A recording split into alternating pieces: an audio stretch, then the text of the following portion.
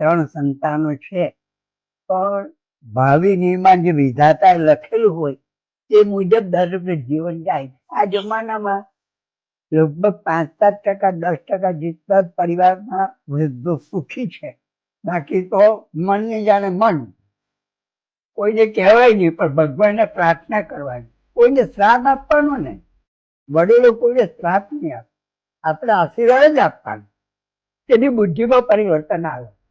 એમની વાઈફને મારી સાથે ફાવતું નથી, એટલે પછી હું અહીંયા આવીને રહ્યો. જે છોકરાઓ છે ને એ પોતાને એના પર મોટા કરી નાખ્યા, આપણે લગ્ન કરાવી આપ્યા, બાળ બચ્ચા થયા, એના મોટા કર્યા, પણ જ્યારે આપણને સાચવવાનો વારો આવે છે ને ત્યારે એ લોકો મોડું ફેરવી દે છે.